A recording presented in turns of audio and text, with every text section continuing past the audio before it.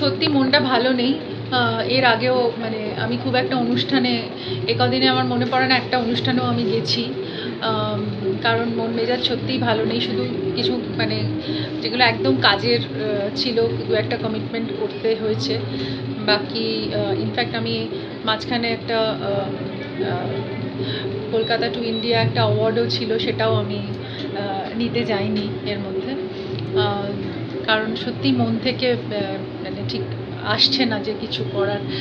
আসলে এই শিল্পী সংসদের যেহেতু আমি প্রেসিডেন্ট এবং বছরে একবার এই দুবার মানে উত্তম কুমারকে নিয়ে এই অনুষ্ঠানটি হয় এবং এটা দুস্থ শিল্পীদের জন্য করা।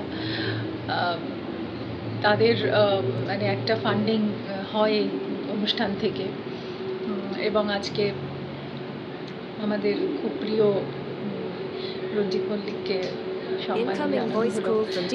এবং কিছু মানুষ এগিয়ে আসে যারা কন্ট্রিবিউশন করেন শিল্পীদের জন্য। উত্তম কুমার এটা অনেক বছর ধরে অনেক বছর আগে এই শিল্পী সংসদ বানিয়েছিলেন শিল্পীদের পাশে থাকার জন্য। তো আমি খুব নিজে গর্বিত বোধ করি যে আমি এই সংস্থার সভানেত্রী এবং আমার উপর অনেকে ভরসা করে থাকেন।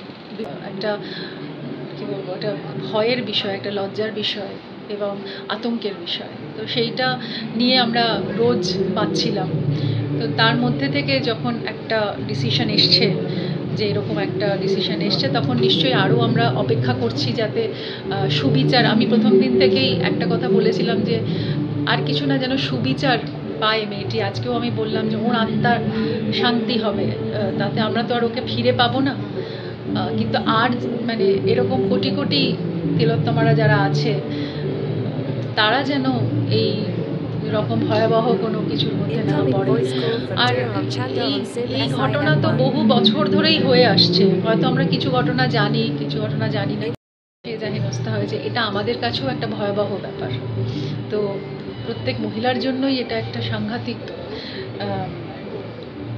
মানে নাইটমেয়ার যাকে বলে। মানে তো আমি মনে করি যে আজকে এই ডিসিশন যেটা হয়েছে সেটা নিশ্চয়ই অনেক কিছু খতিয়ে দেখার পরেই হয়েছে।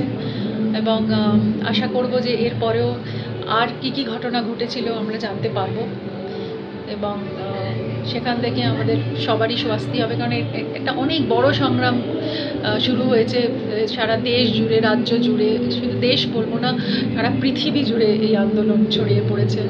তো নিশ্চয়ই তার মধ্যে তো কোনো মানে সুচিন্তা আছে, সেই জন্যই এই আন্দোলন চলছে। তবে আমি মনে করি যে এই সবার এই এত কষ্ট, এই সংগ্রাম, এই আন্দোলন বৃথা যাবে না। নিশ্চয়ই আমরা একটা প্রপার কোনো একটা ডিসিশনে আসতে পারবো এবং তার জন্য সেরকম যদি একটা আইন, এক্সাম্পলারি একটা পানিশমেন্ট হয়, তাহলে সেটা আমাদের জন্য, সবার জন্যই একটা সেফটি তৈরি করবে। যে যা মন্তব্য করছে তার উপরে আমার তো কোনো মানে আমার কোনো কন্ট্রোল নেই। কিন্তু এই সময়টা খুব সেন্সিটিভ একটা সময়। তাই জন্য কে কী বলছে, কখন কে কী বলছে বা কিভাবে বলছে, সেটা যদি আরেকটু বিবেচনা করে কেউ বলে, সেটা নিশ্চয়ই কাম্য। কারণ সবাই এখানে খুব কী বলবো, মানে আবেগপ্রবণ হয়ে আছে এবং সবাই খুব ডিস্টার্বড হয়ে আছে এই মুহূর্তে। তাই প্রত্যেকটা কথাই এখন অন্যভাবে মানুষ নিতে পারে। তবে যারা বলছেন তারাও যদি একটু বিবেচনা করে কথা বলেন, সেটাও তাদের কাছে থেকেও সেটা কাম্য। কারণ মানুষ এখন সত্যিই খুব দিশাহারা বোধ করছে।